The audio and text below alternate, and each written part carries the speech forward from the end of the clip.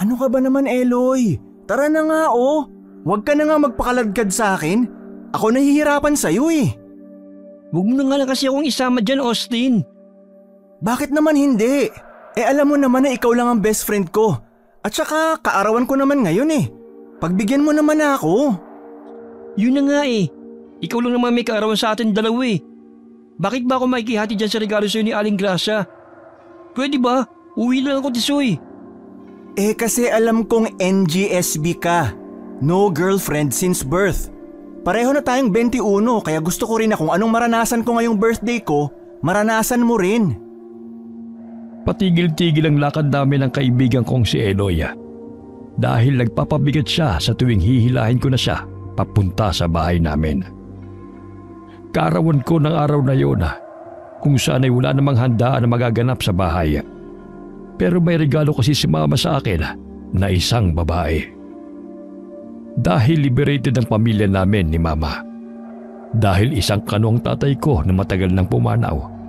Kaya ang iniregalo sa akin ni mama ay isang babae na pwede kong maikama ngayong birthday ko. At dahil alam kong virgin pa rin ang kaibigan kong si Eloy, siya kaagad ang naisip kong isama. Nang sabihin sa akin ni mama na magbitbit pa ako ng isa pang lalaki na gusto kong isama rin. Ikaw na lang, Tisoy.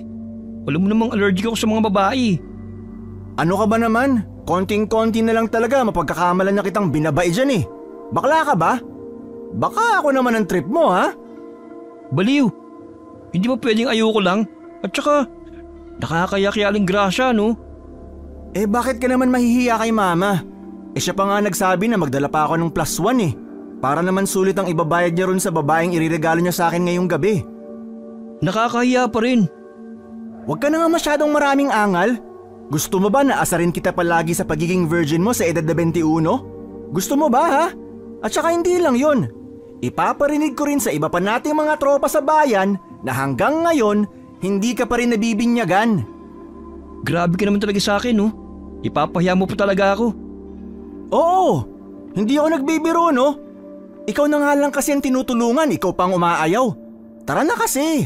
Siguradong masisiyahan ka rin dito. Basta ako mauuna sa babae ha. Wala na ngang nagawa pa si Eloy kung hindi ang magpahila sa akin nang higitin ko na siya ulit.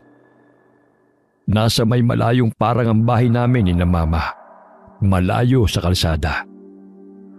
Gabi na rin noon pero buti na lamang at maliwanag ang sinag ng buwan. Kaya naman kahit wala kaming dalang ilaw ni Eloy, ay nakikita naman namin ang nilalakaran namin. Akala ko'y magtutuloy-tuloy na ang paglalakad namin nang bigla na namang huminto sa paglalakad si Eloy. Kaya napahinto na rin ako. Sinamaan ko na naman siya ng tingin sa pag-aakala na aatras na naman siya. Ano? Ano na naman ba yun? Huwag mong sabihin na aatras ka na naman. Babatukan na talaga kita. Nakikita mo ba yung nakikita ko, Tisoy? Ang alin? Parang may kumikinang doon sa dilim mo. Tignan mo. Ha? Saan? Ayun! Nilingon ko ang mapunong bahagi ng parang na tinuro sa akin ni Eloy.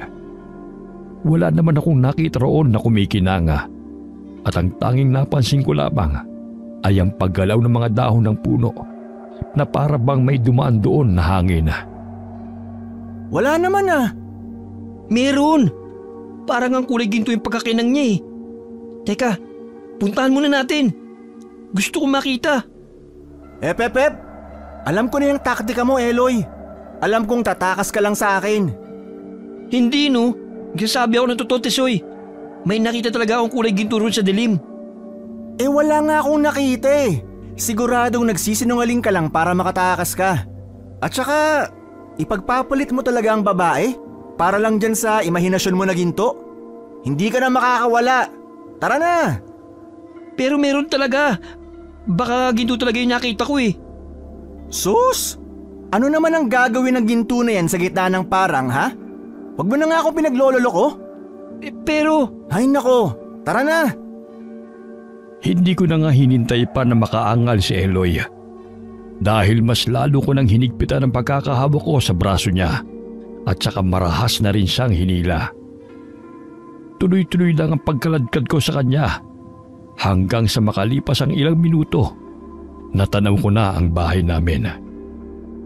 Nakaramdam ako ng konting pagtataka nang mapansin ko na patay ang lahat ng ilaw sa bahay namin at nakasarado rin yung pinto. Lalo na tuwing gising pa kami ni Mama. Kaya hindi ko maiwasan na magtaka kung bakit ganun yun ngayon.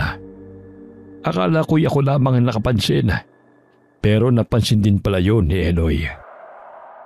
Bakit mukhang wala yatang tao dyan sa bahay niyo, Tisoy? Mukhang wala naman yata dyan si Aling Gracia eh. Hindi yan. Baka kasama lang yan sa sorpresa ni Mama. Sigurado ka?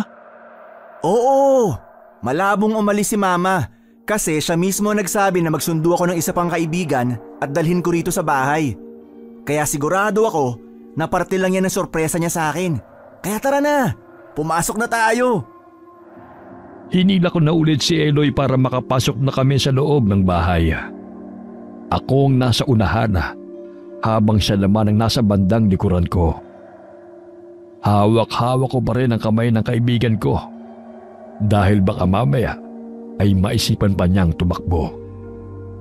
Kahit patay ang ilaw ng buong bahay, maliwanag pa rin ang sinag ng buwan mula sa labas. Kaya hindi kami masyadong nahirapan. Mama? Mama? Nandito na ho kami ni Eloy. Nasaan ka? Sinabi ko na nga be. Mukhang wala rito si Aling Gracia eh. Shhh! Tumahimik ka nga. Huwag mo nga sirain ang excitement ko. Mama? Mama, nandito na kami. Mabuti naman dumating na kayo. Sabay kaming napalingon ni Eloy sa may divider ng bahay at kusina namin nang lumabas mula roon si Mama. Hindi ko masyadong makita ang mukha niya dahil sa dilim, pero alam kong siya yun. Medyo naningkit din ang mga mata ko nang makita ko na meron din siyang kasunod na figura ng isang babae na mas mababa ng konti kay Mama. Napangiti ako nang maisip ko na baka yun na yung babaeng ireregalo niya sa akin. Kaya naman hindi ko maiwasan na sikuhin ng konti si Eloy. Ayan na yung babae oh. Kasama na ni Mama. Sabi ko naman sa'yo eh. Ano ko ba? Kulang excited. Huwag mo nga akong idamay dyan. Buti naman at dinala mo ang kaibigan mo, Austin. Pinilit lang po ko ni Tisoy, Aling Gracia. Huwag ka mag-alala, Eloy. Siyak na ikatutuwa mo rin naman ang mangyayari. Hoy! Napakapanira mo talaga. Hindi na kailangan. Kami na lang ang lalapit sa inyo. Nakita ko nang gumalaw ang figura ni Mama at noong babaeng kasama niya. At nang humakbang ito, saktong tumapat sila sa siwang ng bintana ng bahay namin, kaya nahagip sila ng sinag ng buwan. Doon ay otomatikong namilog ang mga mata ko nang makita ko ang kakaibang itsura ni Mama. Napaatras ako ng kusa. Mama?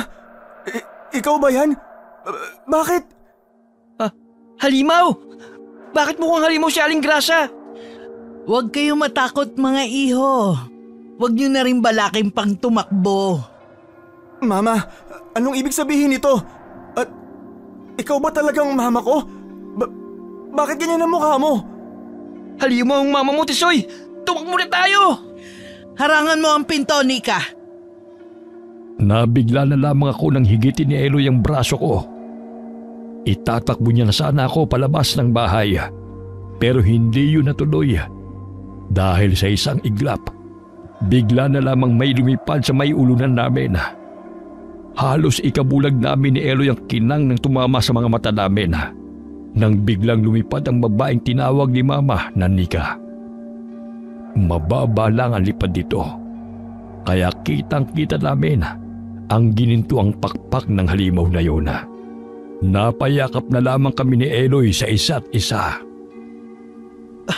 Yan yung nakita kong kinang kanina sa may mga puno, Tisoy. Hindi ka kasi naniwala sa akin eh. Malay ko ba na nagsasabi ka ng totoo? Akala ko gumagawa ka lang ng dahilan para makatakas sa akin. Wala na kayong matatakbuhan pa. Sino ka? At saka anong ibig sabihin nito, Mama? Hindi mo na kailangan malaman pa ang lahat ng detalye, Austin. Ang tanging kailangan mo lang malaman ay sumapit na ang takdang panahon para mapakinabangan naman kita. Ngayon na nasa tamang edad ka na, kailangan na kitang ialay para sa ikalalakas namin ni Nika. Hindi kita maintindihan, Mama. Huwag mo na akong tatawagin pang Mama, Austin. Simula sa araw na to, hindi na ako ang iyong ina. Hindi ko naman talaga kailangan ng anak na lalaki. Malas mo lang dahil hindi ka naging babae. Kung naging babae ka, minamahal at pinapahalagahan sana kita. Pero okay lang. Dahil alam kong darating naman ang panahon na magiging mahalaga ka rin sa akin. At ngayon na ang gabi na yon. Pero Ma... Ano ka ba, Tisoy? Hindi mo ba naiintindihan? Halimaw si Aling Grasa. Papatay ka niya para gawing alay. Mama ka pa ng mama dyan. Hindi ko pinansin ang sinabi at paniniko sa akin ng kaibigan kong si Eloy. Dahil nga nababalot na ng sakit ang dibdib ko. Dahil sa mga nalaman ko. Wala akong kaalam-alam na sa loob ng 21 taon, hindi naman pala ako mahalaga kay Mama. Hindi niya pala gusto ang pagkakaroon ng isang anak na lalaki. At ang mas masakit pa roon, hindi ko man lang nalaman sa loob ng mahabang panahon na may itinatago pala siyang nakakatakot na katauhan. Isa pala siyang halimaw. Naputo lang ang saglit na pag-e-emote ko nang biglang magsalita ulit si Eloy sa tabi ko. Kung saan ay hindi ko maiwasan na batuhan siya ng masamang tingin dahil sa sinabi niya. Mawalang galang na po. Halimaw. Aling Grasa, pwede na ho ba ako umalis? Kasi hindi niyo naman ho ako anak At saka, dinamay lang ho ako rito ni Tisoy. Ano? Siraulo ka ba? Iiwan mo ako rito? Ayoko pang mamatay, Brad. Ikaw lang naman ang kailangan ng airmat mo Huwag mo na ako idamay. Hindi pa ako nakakatikim ng babae kaya ayoko pang mamatay. Teka! Sige ho, Aling Grasa. Aalis na ho ako Hahamulitin ko pa sana ang kamay ni Eloy para ibalik siya sa tabi ko at nang hindi siya makaalis. Kaso nga lang, hindi rin naman natuloy ang balak niyang paghakbang dahil matikas na humarang pa rin ang dalagang kauri ni Mama. Hindi katulad ni Mama, may pakpak ang dalagang nakaharang sa pinto. Kahit madilim ay kumikinang pa rin ang nakababa niyang pakpak. Kahit hindi ko masyadong nakikita ang mukha niya ng malinaw, sigurado ako na nakatingin siya ng diretso sa akin, lalo na kay Eloy. At sinong may sabi na makakaalis ka na? Miss Goldie, kung sino ka man, Miss, pwede bang huwag niyo na akong idamay rito? Kasasabi ko lang, di ba? Napilitan lang akong pumunta rito. At saka, hindi naman ako kaano-ano ni Aling Grasa Pakawalan niyo na ako. Hindi ka pa rin makakaalis. Ano? Bakit? Dahil may dahilan din kung bakit pinasama kita rito. May dahilan kung bakit nandito ka. Sabay ulit kaming napalingon ni Eloy kay Mama nang magsalita siya. Ngayon ay medyo humahakbang na siya ng dahan-dahan papalapit sa pwesto namin. Kaya hindi namin mapigilan ni Eloy na mapahakbang din papunta sa gilid. Para hindi rin kami makalapit sa isa pang babae na nasa may bandang likuran namin. Ano ang dahilan? Bakit niyo naman ako idadamay rin? Anong balak niyo sa akin? Gagawin ding alay gaya ni Tisoy? Huwag kang mag-alala. Hindi yun ang kailangan mong gawin para sa amin. Ano? Kailangan mo sipingan si Nika. Kailangan mo malagyan ng anak ang sinapupunan niya. Kailangan mo makagawa ng babaeng sanggol. Ano? Ano ko? Diyos? Nakaya kong piliin ng may lalagi kong bata sa tiyan niya? At saka, bakit ako? Si Tisoy na lang. Wala ka nang magagawa pa. Ikaw ang napili ko. Sumunod ka na lang kung ayaw mo masaktan. Dahil din sa kanina pa naming pasimpleng pag-atras ni Eloy, doon ko pa lamang namalayan na nasa may bandang likuran na namin ang lamesa ng hapagkainan. Nahagip ng kamay ko ang isang monoblock na upuan, kaya pasimple ko yung inabot at saka pasimple ring binulungan si Eloy. May upuan sa likuran mo. Pasimple mong abutin yun. At saka ibato mo ron sa halimaw na dalaga. At ako naman ang babato kay mama. Pagkabato mo, sumunod ka sa akin papunta sa may kusina. Ha? Sigurado ka ba dyan, Tisoy? Sigurado ako. Sumunod ka na lang. Anong pinag-uusapan yung dalawa, ha? Nagpaplano kayong tumakas? Huwag niyo nang subukan pa. Dahil kayo lang din ang malalagay sa kapahamakan. At anong akala nyo, ma? Basta-basta na lang kaming susunod sa gusto mo? Hindi mangyayari yun. Ngayon na, Eloy! Ibato mo na! Walang pagdadalawang isip na binato nga namin ni Eloy ang mga upuan na hinawakan namin sa direksyon ni Mama at sa dalagang kauri niya. Parehas silang napaungol sa sakit. Pero kahit ganoon ay dinig na dinig pa rin namin ang galit sa kanilang pagsigaw. Nang mawala ang atensyon nilang dalawa sa amin ni Eloy, doon ko na kaagad hinawakan ang braso ng kaibigan ko at hinila ko na siya. Tara na, bilisan mo! Tumakbo na tayo! Teka lang, wala akong makita, Tisoy. Ang dilim! Mas lalong didilim ang mundo mo kapag namatay ka na. Huwag ka lang lalayo sa akin. Alam ko naman ang pasikot-sikot dito sa bahay. Pumunta tayo sa may kusina.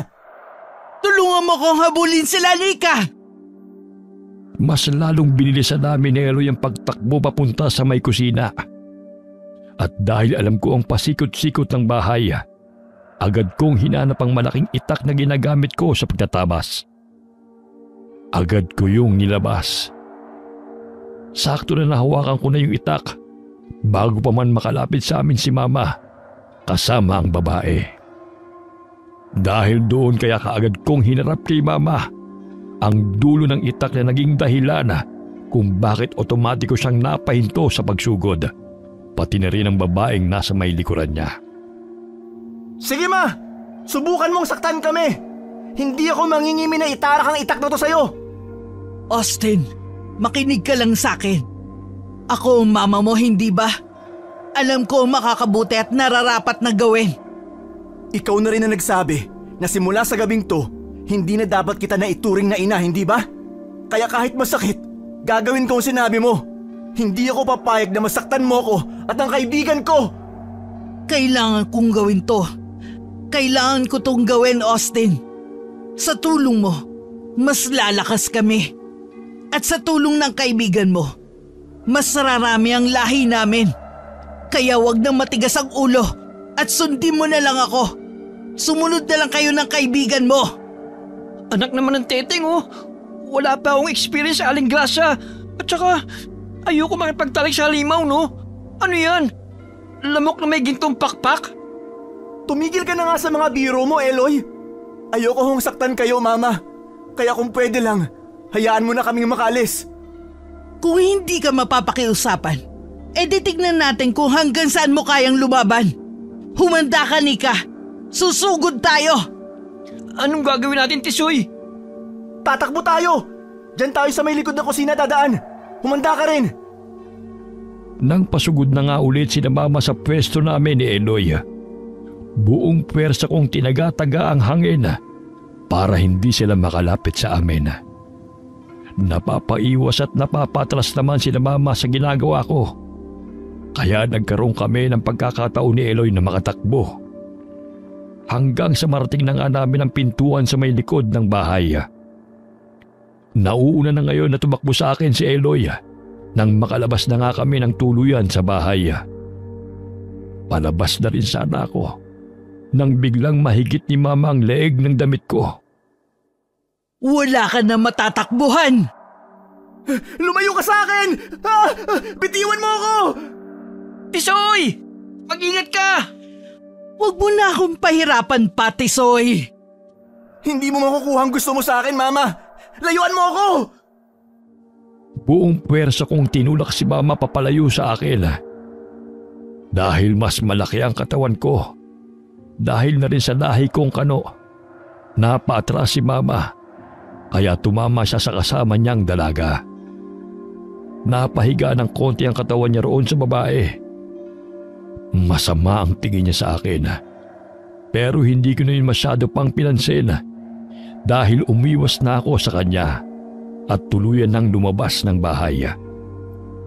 Ang malamig na simoy ng hangin ang agad na sumalubong sa amin ni Eloy. Lalo na't malalim na ang gabi. At kahit pa yata sumigaw kaming dalawa para humingi ng tulong, ay walang makakarinig sa amin dahil nasa gitna kami ng parang na walang ibang mga kabahayan sa paligid. Takbo lingon ang ginagawa naming dalawa sa takot na baka nasa likuran na namin si Mama at ang dalaga. Habang tumatakbo kaming dalawa ni Eloy, panay naman ang angal at sisi niya sa akin. Ano ba naman yan, Tisoy? Nadamay pa talaga ako sa gulong to dahil sa'yo. Ay, nako. Kung hinayaan mo na lang sana ako na wag na sumama, di na sana ako madadamay dito. Ngayon mo pa talaga ako sisisihin? Malay ko ba na may masamang plano pala si Mama? Ang hilig mo kasi sa babae. Dinamay mo pa ako. Hindi ko rin naman alam ang tungkol sa balak niyang gawin sa atin. Biktima rin ako. Wag mo na nga akong sisihin pa. Wala rin akong alam. Teka, wag mong sabihin na katulad ka ni Aling Gracia na isang halimaw. Hindi no. Kung katulad niya ako, di sana hindi ako natatakot sa kanya. Sana rin ipagtanggol ko ang sarili ko. Hindi. Kita mo naman, wala rin akong kakayahan na labanan siya. Gagawin niya pa nga akong alay, di ba? Ni hindi ko nga alam na may tinatago siyang ganong klase ng katauhan. Sino naman yung isa pang halimaw na kasama niya? Kilala mo ba yun? Hindi. Hindi ko rin kilala yun. Ngayon ko lang nakita yun . Alam mo naman na laging wala sa bahay si Mama. Habang ako naman nag-aaral. Anong alam ko sa mga taong nakakasalamuhan niya kapag nasa school ako? Sa tingin ko, kamag-anak yun ni Aling Gracia. Pareho silang halimaw. Baka magkadugo sila. Wala kaming kamag-anak dito. Malabo yung sinasabi mo. Naputol ang pag-uusap namin ni Eloy habang tumatakbo. Nang maya-maya pa'y may narinig na kaming malakas na pagaspas ng mga dahon ng puno sa paligid namin. Lalo na kaming napatingala at napapalingon dahil alam namin na sina Mama na yun. Hindi naman kami nagkamali dahil mula sa pwesto namin, tanaw na tanaw naming pareho ni Eloy. Ang kinang ng mga naglalakihan nilang gintong pakpak. Na sa tuwing natatamaan yun ng liwanag ng kabilugan ng buwan, ay nagbibigay yun ng gintong refleksyon sa mga mata namin. Mukhang nandyan na sila. Anong laban natin sa dalawang yun, Tisoy? May mga pakpak yan. Siguradong maabuti nila tayo kahit anong mangyari. Mga pala meron tayo . Basta tumakbo lang tayo ng tumakbo. Huwag kang panghinaan ng loob. Saan naman tayo pupunta? Hindi naman pwede magdamag tayo tumakbo. Malayo pang kalsada rito sa tinakbuhan natin. Tatawid tayo dyan sa may kabilang ilog. Basta bilisan mo lang ang pagtakbo para hindi nila tayo maabutan. Mas lalo kong hinigpitan ang pagkakahawak ko sa itak na dala ko para anumang oras ay handa akong lumaban kapag naabutan nga kami ni Mama at ng dalaga. Kahit na pareho na kaming hingal na hingal ni Eloy, ay hindi pa rin kami tumigil sa pagtakbo. Naririnig pa rin namin ang malakas na pagaspas ng mga pakpak nila sa mga punong nadadaanan nila. Kasabay rin ng mga nakakatakot na ingay na nanggagaling sa kanila. Paminsan-minsan ay naririnig ko rin ang mahinang boses ni Mama na nanggagaling sa may itaas. Bumalik ka, Austin! Huwag mo na kami pahirapan pa! Bumalik ka na at ang kaibigan mo! Wala na kayong matatakbuhan pa! Hindi mo magagawa ang gusto mo sa amin, Mama. Pwede bang huwag niyo na ako idamay dyan, Aling Gracia? Si Tisoy na lang ho! Siya na lang po! Hindi ako masarap! Puro galis pa nga ako . Maumay lang po kayo sa akin! Muli na namang sumama ang tingin ko kay Eloy habang patuloy pa rin ang pagtakbo namin. Ano ba? Halos ipagduldulan mo na kay Mama na ako lang ang patayin niya. Hindi ka talaga tunay na kaibigan. Kasi ayoko pang mamatay, Tisoy. Virgin pa ako. Di pumayag ka nang sumiping dun sa kasama niyang babae. Pagkatapos dun, pwede ka nang mamatay. Ayoko nga. Choosy ako, no? Kaya nga tumakbo ka na lang. Galingan mo sa pagtakbo dahil sa oras na madapa ka, iiwan talaga kita dyan. Ay, grabe siya, oh. Bumalik kayo! Hindi kayo makakatakas sa amin! Hindi na namin pinansin ang mga sigaw ni Mama dahil mas lalo naming binidesan ni Eloy ang pagtakbo. Narinig ko pa na may sinabi yung dalaga na kasama ni Mama, pero hindi ko yun masyadong naintindihan dahil sa lakas ng pagaspas ng kanilang pakpak. Hindi gaano kataasan ang lipad nila, kasing baba lamang ng puno ng nyog, kaya nangingibabaw rin ang tunog ng ginto nilang pakpak. Mga ilang sandali pa'y tinatawid na nga namin ni Eloy ang ilog. Malakas ang agos ng ilog na hanggang sa tuhod naming dalawa ang lalim. Nang mga sandaling yun ay napansin ko kaagad na parang humupa na rin ang tunog ng pagaspas ng mga pakpak nila at napalitan yun ng tunog ng agos ng tubig. Kahit si Eloy mukhang napansin din na wala na ang mga sumusunod sa amin. Mukhang wala na sila. Hindi kaya napagod na sila sa paghabol sa atin?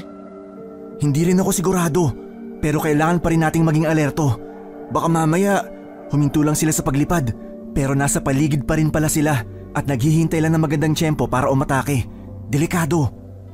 Ibig sabihin, hindi tayo babalik? Mas maganda yata kung tahakin na natin yung tamang daan papunta sa may kalsada. Mas sigurado na makakahingi tayo ng tulong kapag nasa may kabahayan na tayo.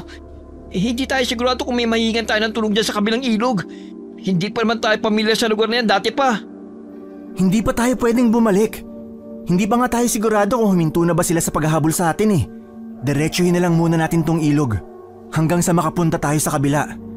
Tutal nandito na rin naman tayo. Mas maganda nang sumugal dito. Sigurado ka ba talaga dyan, Tisoy? Oo, sigurado ako. Mas delikado kung babalik tayo. Sumunod ka na lang muna sa akin, Eloy. Pareho naman tayo ng gustong mangyari. Ang makaligtas sa dalawang halimaw na yun. Tara na! Alerto pa rin kami ni Eloy nang tuluyan na kaming makatawid sa may ilog. Palingalinga ako sa paligid.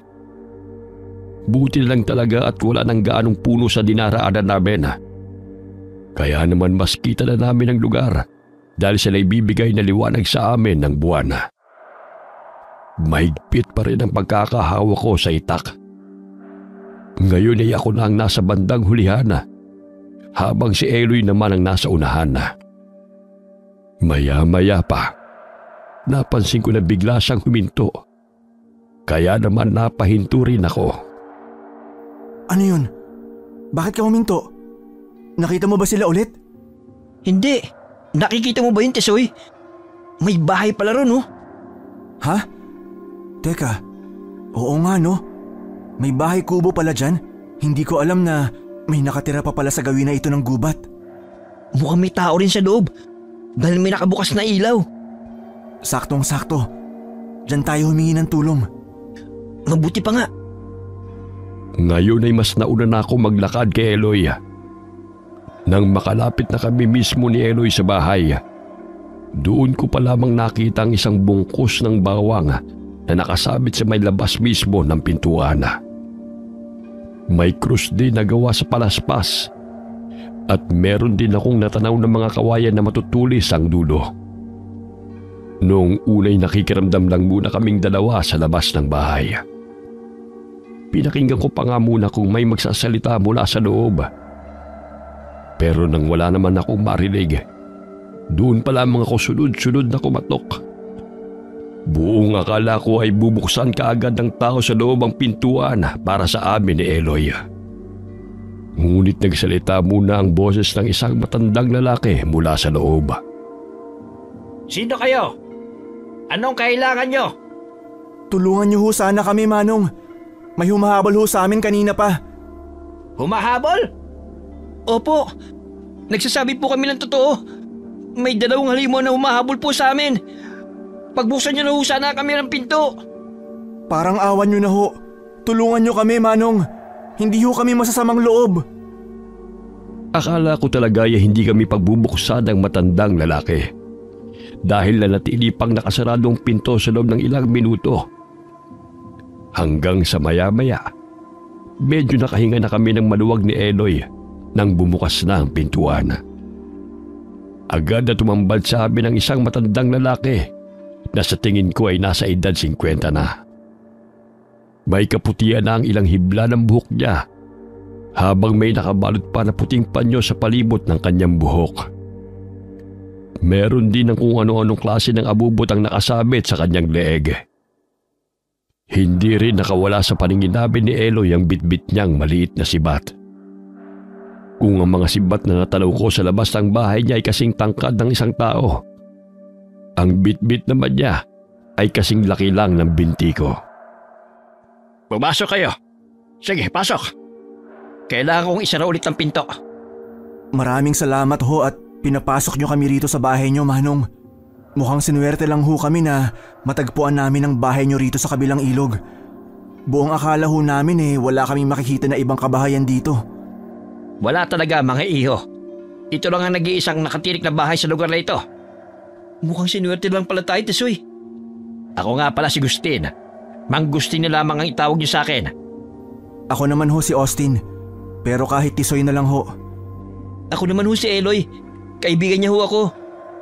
Sige, maupo na kayo. Ikukuha ko lang kayo na maiinom. Huwag kayong mag-alala. Ligtas kayo sa bahay ko. Nang bumalik ang matandang lalaki, ay may dala na siyang inumin. Si Eloy ang unang uminom, kung saan ay halos maubos niya ang laman ng tubig sa petsyel. Hindi nagtagal ay umupo na rin si Mang Gustin sa harapan namin, kung saan ay diretso siyang nakatingin sa akin. Pwede niyo bang ikwento sa akin ang nangyari? Anong halimaw ang tinutukoy niyo kanina na humahabol sa inyo? Baka hindi ho kayo maniwala sa sasabihin namin Bakit naman hindi? Kasi kahit ho kami, hindi pa rin po kami makapaniwala sa mga nakita namin, Mang Gustin. Biruin niyo, lamok na may gintong pakpak, halimaw ho pala. Yung nanay ni Tisoy, biglang naging halimaw. Ang ganda-ganda kaya ni Aling Gracia. Tapos kanina, ang pangit. Parang tumanda yung mukha niya. Yung itim sa mga mata niya, ang liit-liit. Mas lamang yung kulay puti. Tapos may pakpak sila. Gintong pakpak ho yun. Tama bang narinig ko kanina na dalawa sila? Oo, Mang Gustin. Dalawa ho sila. Yung isa, dalaga pa ho. Mas bata ho yata sa akin ng ilang taon. Dahil maliwanag ang buong sala ng bahay kubo, hindi nakaligtas sa paningin ko nang makita ko na napakuyom ang kamao ni Mang Gustin habang nakapatong yun sa kanyang tuhod. Sa nakikita ko ay parang nagagalit siya. Naputol lamang ang katahimikan sa pagitan naming tatlo nang biglang magsalita ulit si Eloy. Naniniwala ho ba kayo sa amin, Mang Gustin? Oo, naniniwala ako. Alam na alam ko kung anong klaseng halimaw ang tinutukoy ninyo. Halimaw na may gintong pakpak. Mandurugo ang tawag sa kanila. Mandurugo ho? Oo, tama kayo nang narinig. Ang mandurugo ay isang angka ng aswang. Pero ang kaibahan lang, ang mga mandurugo ay nagmumula lang sa angka ng mga kababaihan. May taglay silang kakaibang ganda na ginagamit nila para makapang-akit ng mga lalaking mabibiktima nila. Hindi lamang ang ganda nilang nakakaakit sa kanila, dahil pati ang gintong pakpak nila, malakas din nilang sandata para malapitan sila ng kanilang target. Tama ho kayo. Munti ka na rin talaga akong matarget ng gintong pakpak na yun kanina Sabihin mo, gahaman ka kasi. Mga lalaki kadalasan ang binibiktima nila. Nangaakit sila ng lalaki para masipingan sila. Nang sa ganon, ay maagawa sila ng sanggol na babae na pwedeng magparami sa lahi nila. Pagkatapos nilang makuha ang gusto nila sa lalaki, papatay nila ito sa pamamagitan ng pagsipsip nila ng dugo rito. Masyadong malinaw ang pagpapaliwanag ni Mang Gustin. Kaya bawat salita niya ay tumatatak talaga sa utak ko. Alam ko na nagsasabi siya ng totoo dahil gano'n na gano'n ang plano ni Mama sa amin ni Eloy kung nagkataon na nahuli niya kami. Teka, paano niyo nalaman ang lahat ng yun, Mang Gustin? Kasi tama yung sinabi nyo. Ako nga ho yung gusto nung isang dalagang mandurugo eh. Sabi ni Aling Gracia, kailangan may mangyari sa amin. Ang sa akin lang, bakit ako? Bakit ako pang napili, di ba? Nagkukwento ka ba? Para nagyayabang ka na lang yata dyan eh. Hoy, hindi naman ako nagyayabang ha. Nagsasabi naman ako ng totoo no. Ako naman talaga ang pinili ni Aling Gracia para masipingan yung kasama niyang dalaga. Tapos ikaw, gagawin niyang alay. Kaya bakit ako? Dahil ba gwapo ako? At alam ni Aling Gracia na pwedeng maging magandang lahi na may bibigay ko sa anak namin? Di ko gets eh. Nagyayabang ka nga. Tumahimik ka na nga lang.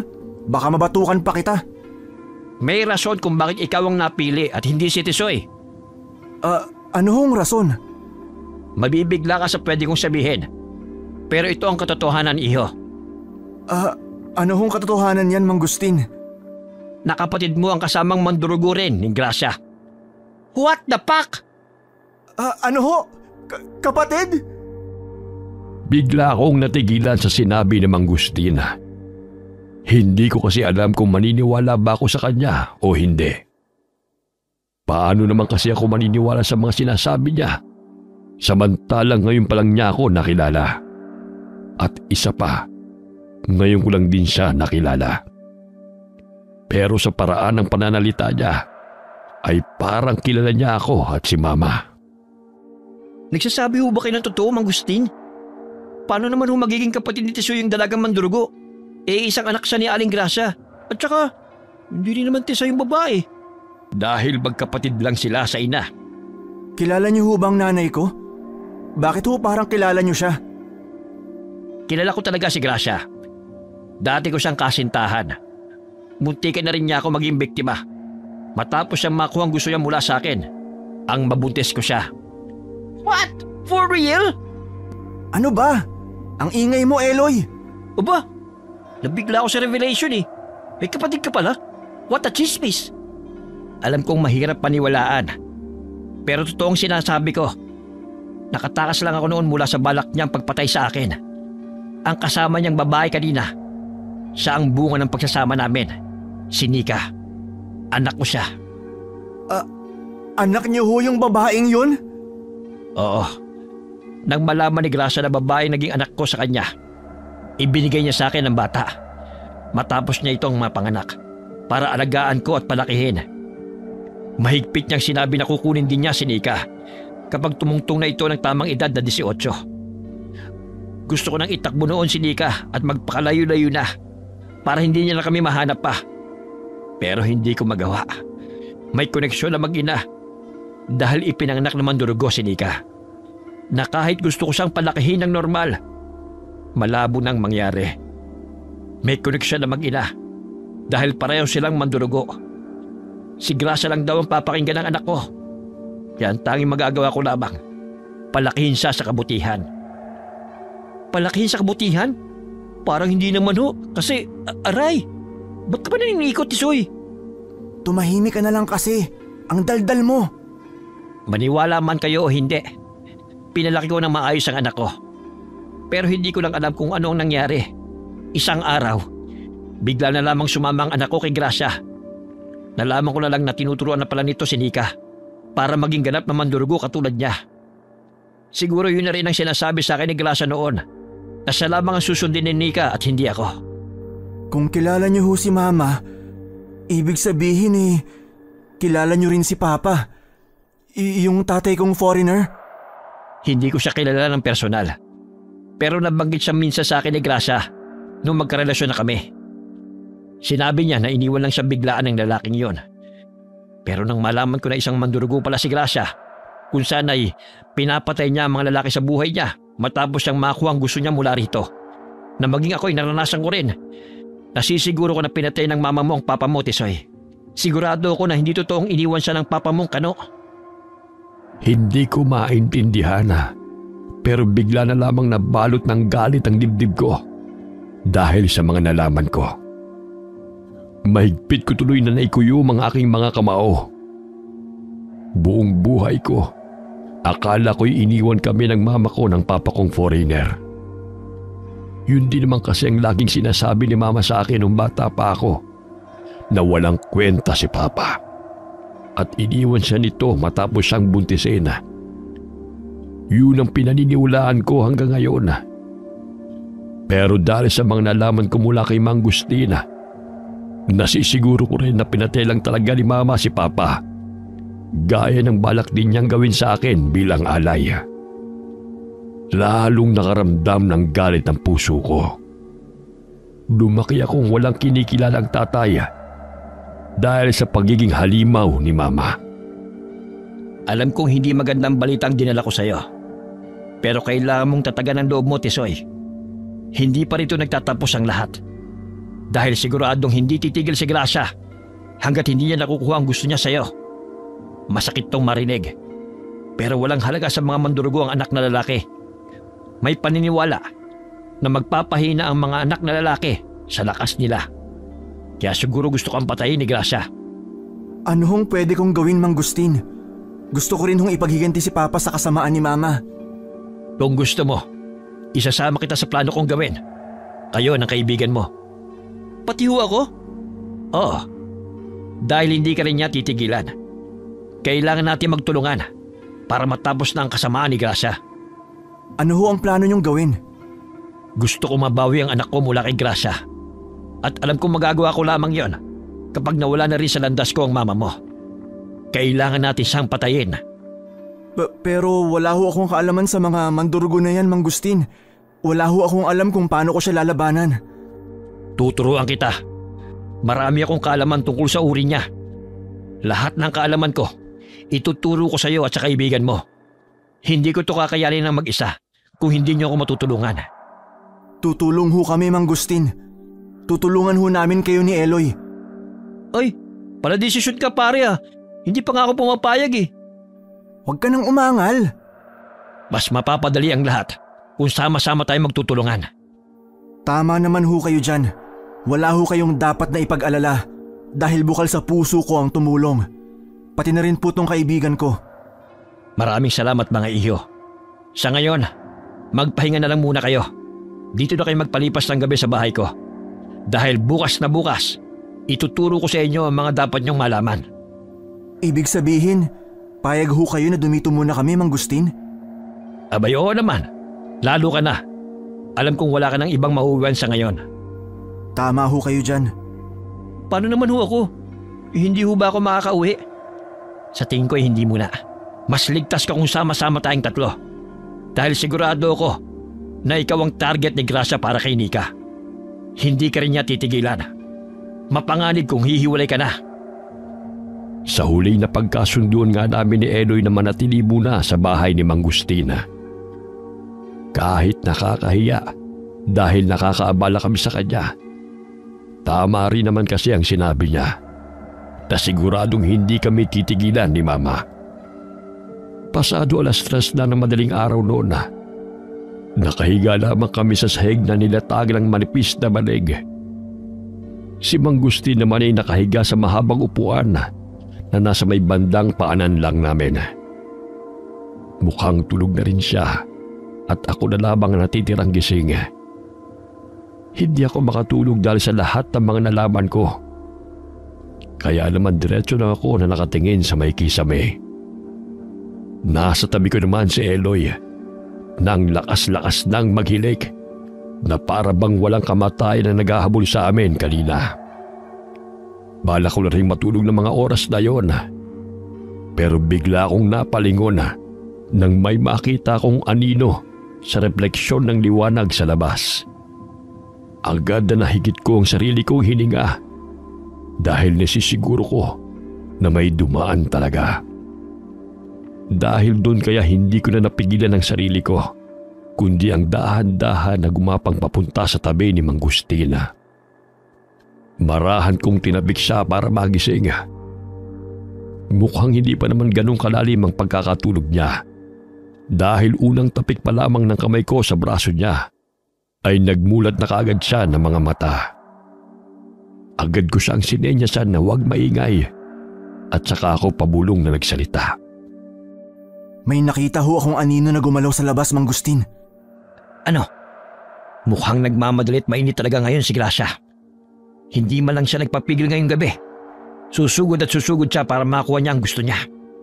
Sigurado ho ba kayo na si Mama yon? Sigurado ako. Hanggang pagmamanman lang ang magagawa niya. Dahil hindi siya makakalapit o makakapasok dito mismo sa bahay. Maraming mga kontra mandurugo na nakasabit sa paligid ng bahay ko. Kaya nasisiguro ko na nagmamasid lamang siya. Ano ho ang dapat nating gawin, Mang Gustin? Lalabas ako. Ho, sasamahan ko na ho kayo. Baka mapahama ka. Hindi ho. Sa likod niyo lang ho ako. Aalalay sa inyo. O sige. Nakikita ko naman na mas malakas ang loob mo kaysa sa kaibigan mo. Kaya mas maganda kung huwag na natin siyang gisingin. Nandun nga pala yung itak mo. Itong simot naman ang dadaling ko. Sige ho, Mang Gustin. Dahan-dahan nang binuksan ni Mang Gustin ang pintuan ng kanyang bahay. Nakasunod lamang ako sa may likuran niya. Palinga-linga na kagad ako sa paligid ng bahay. Noong unay wala pa kaming nararamdaman na kahit na ano. Hanggang sa marinig ko na ang pamilyar na boses ni Mama. Nanggagaling sa taas ang boses niya. Kaya sabay kaming napatingala ni Mang Gustina. Doon ay nakita namin si Mama sa ibabaw ng mataas na puno. Nakakatakot pa rin ang itsura niya. At nakatiklop din ang ginto niyang pakpak. Sabi ko na nga ba't ikaw ang tatakbuhan ng mga duwag na yan eh? Nasaan si Nika? Ibalik mo na siya sa akin. Puro ka demonyo lang ang tinuturo mo sa anak ko. Ang tanong kung gusto pa niyang bumalik sa'yo. Iniwan ka na nga niya. Hindi ka kasi naniniwala sa sinabi ko na sa akin lang siya makikinig. Ako lang ang susundin niya at hindi ikaw. Kaya kung ako sa'yo, huwag ka na rin makialam pa rito. Ibalik mo na sa akin si Austin at ang kaibigan niya. Para ano? Para gawan mo rin sila ng masama? Labas ka na sa balak kong gawin sa kanila, Agustin. Huwag ka nang mangialam pa. Wala ka rin namang laban sa akin. Yun ang akala mo. Gagawin ko ang lahat ng kaya ko para matalo ka. Nang matigil na ang kasamaan mo. At mabawi ko na ang anak ko sa'yo. Sa tingin mo, kaya mo na ako? Nagpapatawa ka yata. Nagawa ko nang makaligtas sa'yo noon. Kaya nasisiguro ko na makakaligtas din ako sa'yo. Pati na rin ang mga binata na ito. Tingnan natin kung hanggang saan ang tapang mo. Sa isang iglap ay bigla na lamang tumalon si Mama mula sa itaas ng puno. Otomatik akong napatras nang ibinuka ni Mama ang malaki niyang gintong pakpak na ginamit niyang panghampas kay Mang Gustin. Nakita ko na tinamaan si Mang Gustin sa kanyang tiyana. Pero daplis lamang yun kaya hindi niya yun masyadong ininda. Matanda ka na nga. Ang bagal-bagal mo ng kumilos. Pero gusto mo pa rin akong labanan? Lalabanan kita at hindi kita aatrasan. Kahit gaano ka pa kalakas. Kung ang anak ko ang pinag-uusapan dito, hindi ako susuko. Talaga lang ha? Eh di sige. Subukan natin kung mababawi mo pa ang anak mo kapag nasa hukay ka na. Muling ginalaw ni Mama ang pakpak niya para hampasin ulit si Mang Gustin. Pero naging mabilis na ang galaw ng matanda. Dahil kagad siyang nakailag. Ipinangsangga ni Mang Gustin ang hawak niyang maliit na sibat kay Mama. Pero dahil alam kong hindi yun sapat, pumasok na rin ako sa eksena habang bitbit ng itak ko. Tatagain ko sana ang isang pakpak ni Mama, pero mabilis niya yung naiwas. Napunta sa akin ang atensyon niya na makaatras siya papalayo kay Mang Gustin. Talagang kinakalaban mo na rin ako ngayon, Austin. Tama ng kasamaan mo, Mama. Alam ko na ang lahat. Alam ko na rin na ikaw ang pumatay kay Papa. Pinagkait mo sa akin na magkaroon ako ng isang ama habang lumalaki. Pinatay mo siya! Pati ba naman yon? Inungkat mo pa. Eh ano kung pinatay ko ang papa mo? Nasarapan naman ako sa kanya. Huwag kang mag-alala. Susunod ka na rin sa ama mo sa oras na maialay na kita. Magkita na lang kayo sa langit. Hinding-hindi yun mangyayari dahil lalaban kami. Kahit magsama pa kayo ni Gustin, hindi niyo ako matatalo! Nilipad ni Mama ang pagitan naming dalawa ni Mang Gustina at sa isang iglap ay pareho niyang nahawakan ng mahigpit ang mga leeg namin.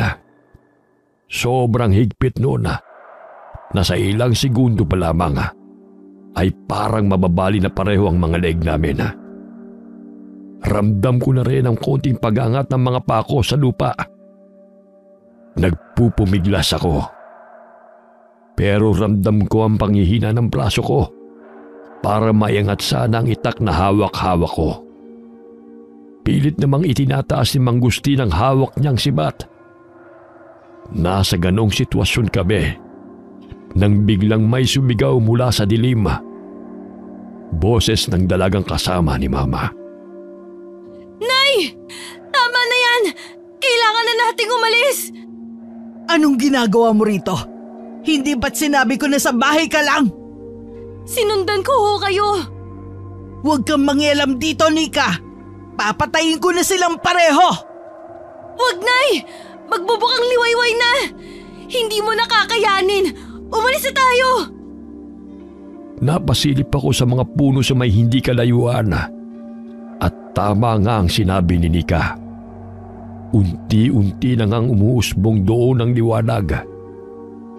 Napansin ko na napatingin din doon si Mama, kung saan ay kitang-kita ko ang gulat at medyo takot sa ekspresyon niya nang makita niya ang konting liwanag. Doon palang mabilis na binitiwan ni Mama ang mga leeg namin ni Mang Gustina, kung saan ay mabilis na napalhod ang matanda sa lupa na agad ko namang dinamayan. Lumayo na rin si Mama sa amin, pero nakatingin pa rin siya ng matalim sa amin ni Mang Gustina. Hindi pa tayo tapos! Babalik ako at babalikan ko kayo! Sa pagbalik ko, papatayin ko na kayong pareho! Tara na, Nay! Nika! Nika, anak ko! Bumalik ka na kay tatay! Pakiusap! Itinaas ni Mang Gustin ang kamay sa direksyon ng anak niya na kahit malayo ito sa kanya ay para bang pilit niya itong inaabot. Napansin ko na napatingin ang dalaga sa tatay niya. May nakita kong awa sa ekspresyon ng mukha niya, pero mabilis ding napawi dahil nahigit na rin siya ni Mama para makaalis na. Kinabukasan, kita ko ang lungkot sa mga mata ni Mang Gustina habang ginagamot niya ang nadaplisan niyang tiyana. Nagtanong pa si Eloy kung may nangyari ba habang natutulog siya, pero hindi ko na lang yun sinagot pa. Maghanda kayo! Lalo ka na, Tisoy! Tuturuan kita ng mga dapat mong malaman tungkol sa mga mandurugo at kung paano natin siya matatalo. Nakahanda na ho ako, Mang Gustin. Ano naman ang gagawin ko? Meron na akong naisip na magagawa mo. At malaking bagay yon, Eloy. Kaya ihanda mo rin ang sarili mo. Huwag ho kayong mag-alala, Mang Gustin. Tutulungan ho namin kayo sa abot na makakaya namin ni Eloy. Salamat, Tisoy. Matapos kaming kumain ng umagahan ay nagsimula na ngang ituro sa akin ni Mang Gustin ang mga dapat kong malaman. Si Eloy naman ay nakikinig lang din sa tabi ko habang kumakain pa rin. Napansin ko kagabi na balak mong puntiryahin ang pakpak ng mandurugo. Iwasan mo na lang ang pakpak nila dahil kahit anong gawin mo, hindi mo yun masasaktan o masusugatan. Yun ang pinakamalakas nilang sandata. Totoo ho bang ginto ang pakpak na yun? Totoo yun.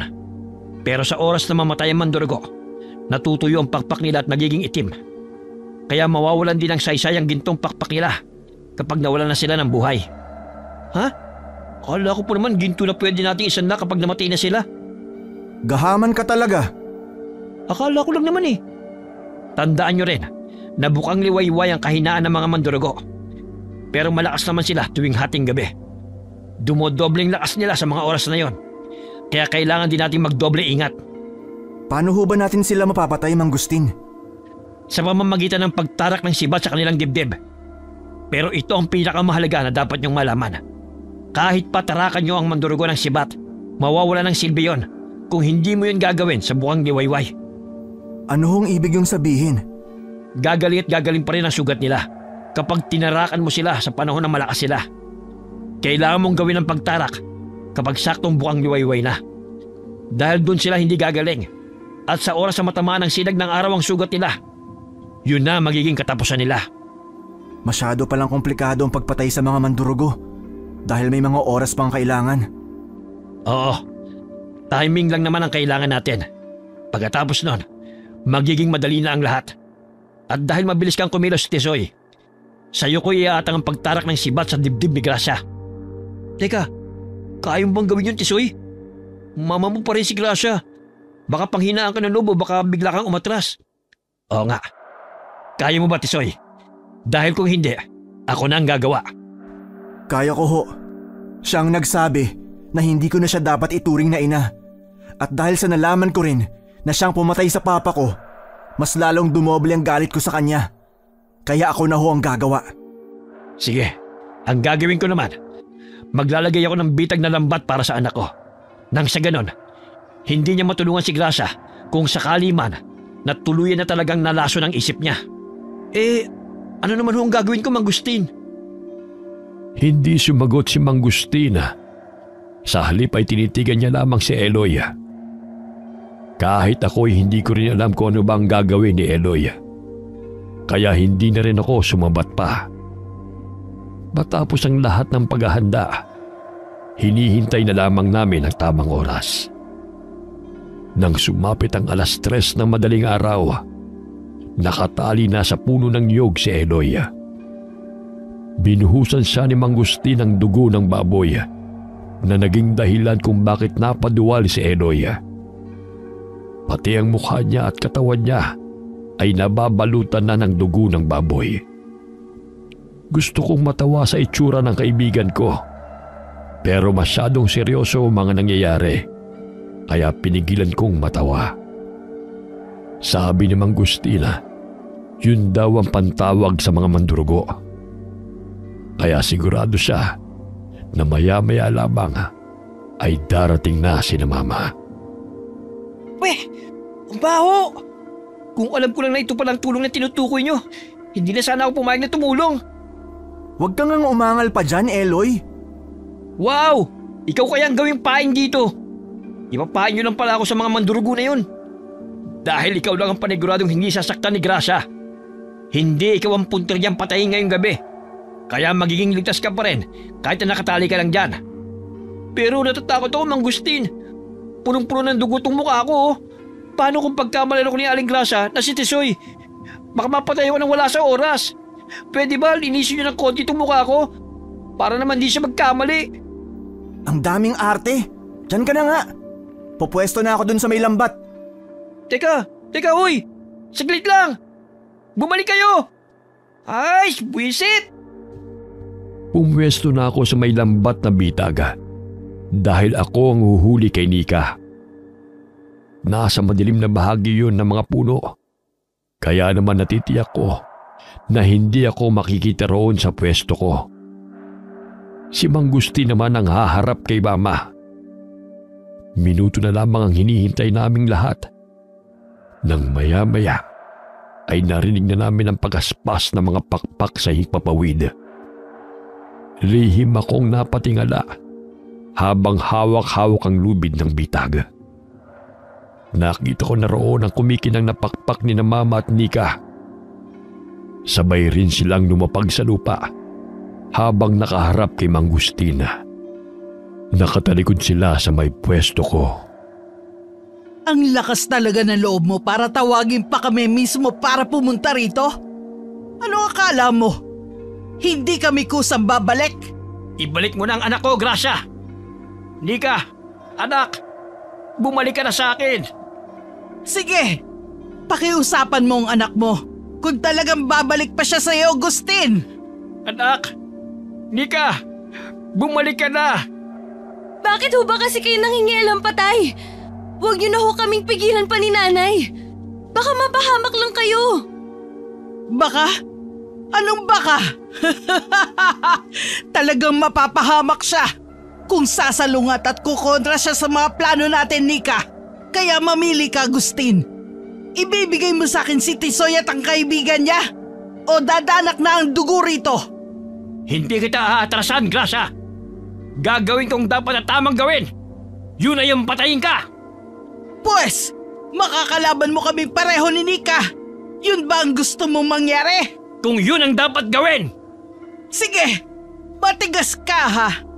Nika, ikaw nang bahala sa lalaking nakatali. Kunin mo siya at iuwi para makasiping mo na siya. Ako na ang bahala dito kay Gustin. Pero Nay... Sumunod ka na! Gumana ang plano namin ni Mang Gustina. Tamang hinala niya na uunahin nilang kunin si Eloy. Kaya naman tama lang din na doon nakalagay malapit kay Eloy ang bitag. Mas lalo kong hinigpitan ang hawak sa lubid para sa oras na matapakan na ni Nika ang lambat nang hindi niya napapansin. Iaangat ko na lamang ang lambat para mahuli siya. Binantayan ko ng mabuti ang bawat paghakbang ng paa ni Nika. Naghihintay na tumapak siya sa lambat. Nagsisisigaw na si Eloy ng mga sandaling yun na, Wag! Wag kang lalapit! Hindi ako masarap! Promise! Puro galis nga ako eh!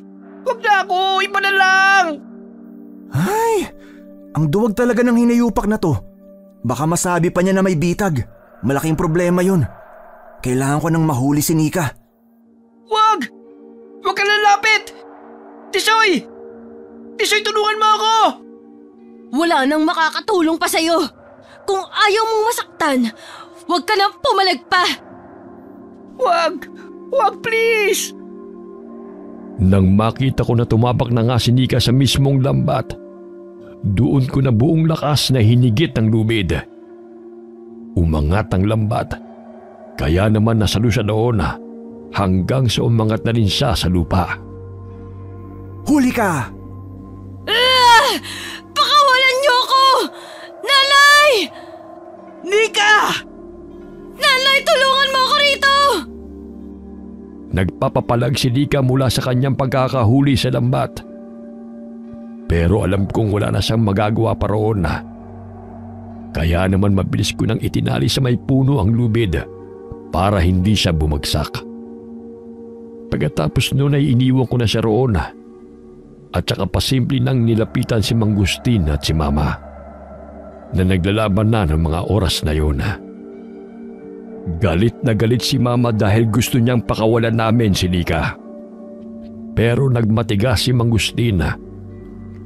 Ngayon, si Mama na lamang ang poproblemahin namin.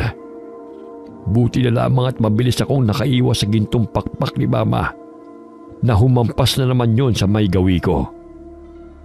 Buong akala ko'y naramdaman niya ang paglapit ko. Pero hindi niya pala ako napansin. Abala siyang nakikipaglaban noon kay Mang Gustina.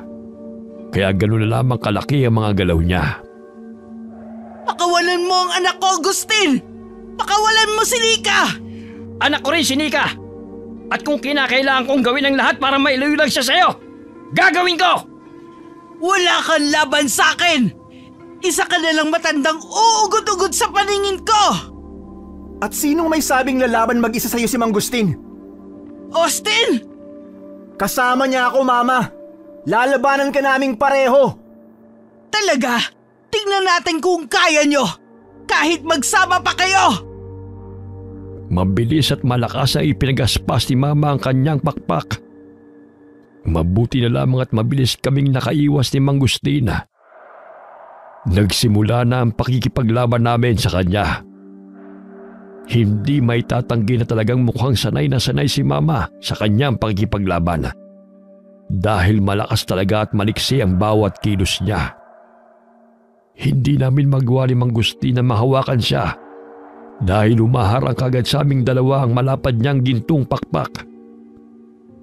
Minsan ay palipat-lipat din siya ng nililiparana. Kaya naman mas dumoble ang hirap namin ni Mang Gustina na maabutan siya. Kailangan niyo na magmadali! Pasikat na ang liwanag! Pagbubukang liwayway na! Kunin mo na yung tinago kong sibat, Tisoy. Mataan mo muna yun ang sarili mong dugo. Bilisan mo. Ako na muna ang kukuha ng atensyon ni Grasa. Sige ho, Mang Gustin. Sinunod ko ang sinabi ni Mang Gustina. Agad kong ang hinanap ang pinagtataguan niya ng itak sa may gilid ng bahay.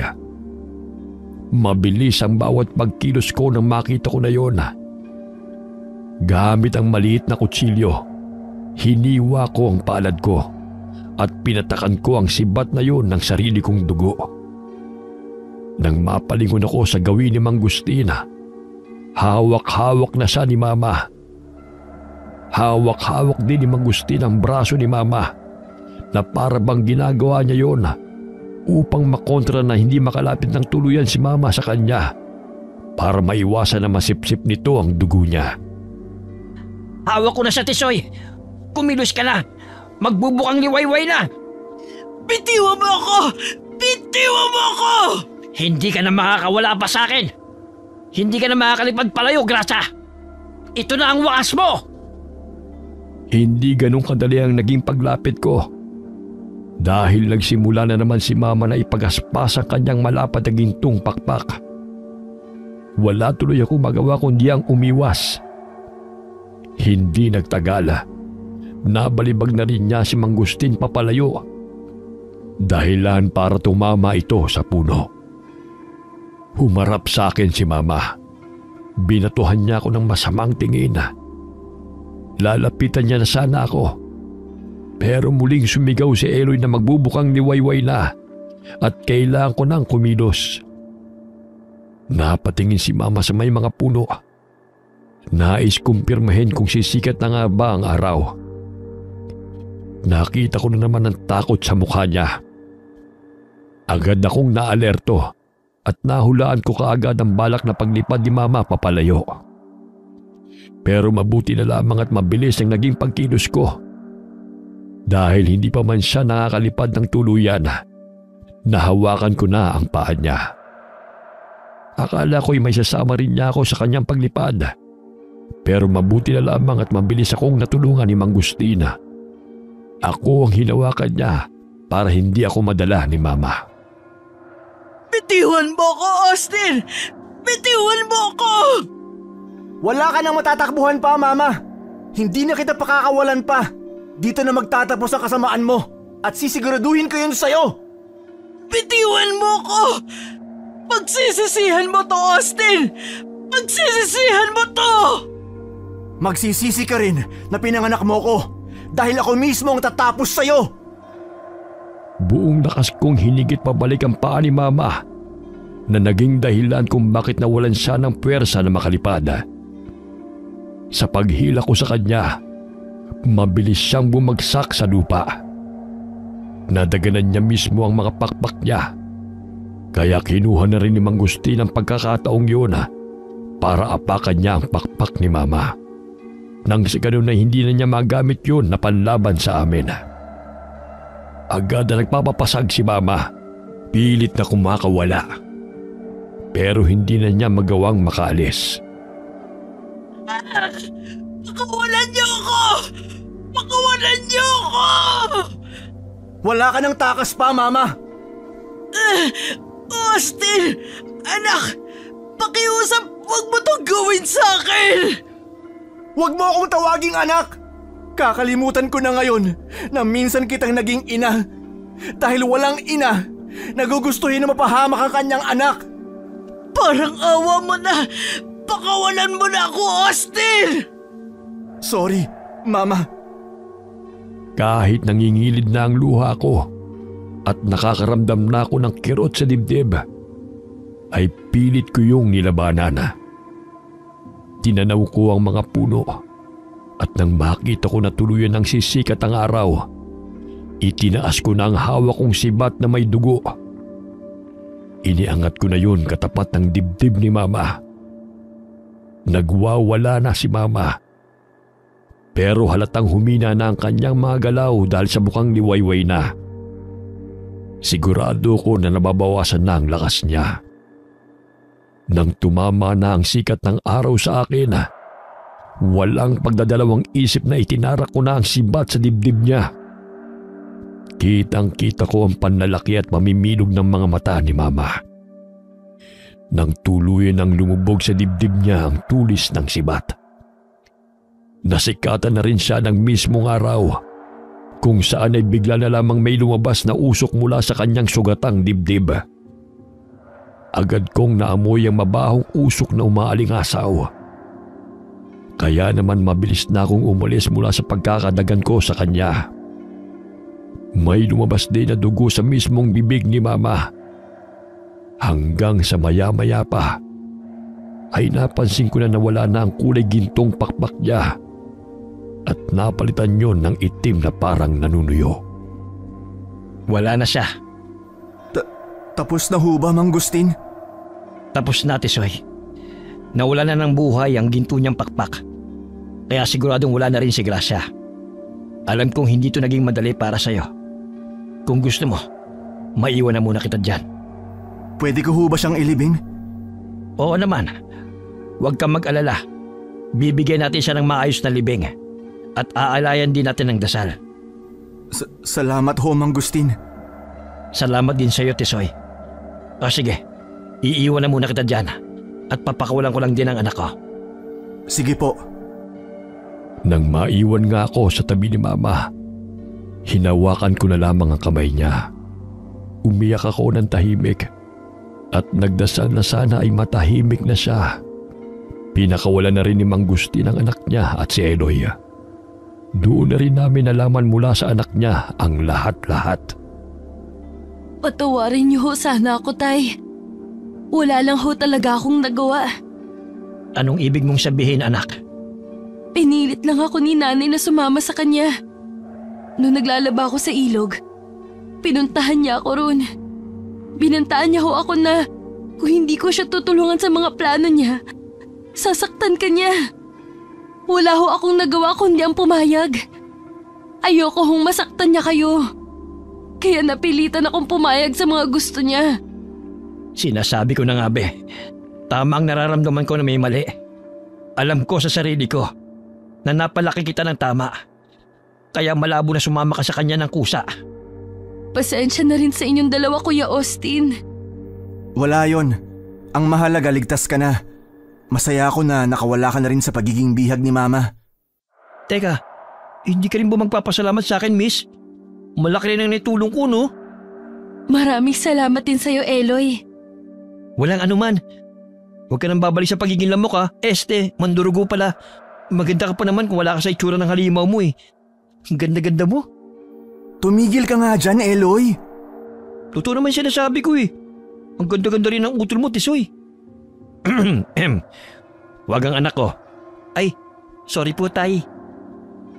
Matapos ang konting usapan naming apat, napagpasya na naming ilibing na si Mama. Inilibing namin siya sa may malapit sa ilog. Gaya ng sinabi ni Mang Gustin, inayos naman namin ang libing niya at nag-alay na rin kami ng dasal. Pagkatapos noon ay inalok ako ni Mang Gustin na doon na lamang manirahan sa kanila kasama siya at si Nika. Dahil ayaw niya raw akong mapag-isa sa buhay. Pero agad ko naman yung tinanggihan. Wag na ho kayong mag-alala sa akin, Mang Gustin. Nasa tamang edad na rin naman ho ako. Legal ng edad ko. Kaya sigurado ho ako na kaya ko na ang sarili ko. Alam ko naman yon. Pero ngayong wala na ang iyong ina, gusto kong gabayan pa rin kita. Malapit lang naman ang bahay ko. Pwede akong bumisita rito araw-araw. Gusto ko na rin ho kasi na tumayo sa sarili kong mga paa. Wag ho kayong mag-alala. Di naman ho ako mahihiyang humingi ng tulong kung sakaling kailangan ko talaga. Sige, kung yan ang gusto mo, hindi na kita pipilitin pa. Hihingi lang din sana ako ng pabor sa inyo, Mang Gustin. Anong pabor naman yun, Tisoy? Kahit ano, handa akong tumulong. Gusto ko ho sana na malaman ng lahat at matutunan ng lahat na may kinalaman sa mga mandurugo. Gusto ko sana maging katulad nyo, mantatanggol. Interesado ho ako na matuto. Yun lang ba? Sige, walang problema. Masaya ako na marinig mula sa'yo na interesado ka sa larangan na ito. Pumunta ka lang dito sa bahay namin tuwing may libreng oras ka.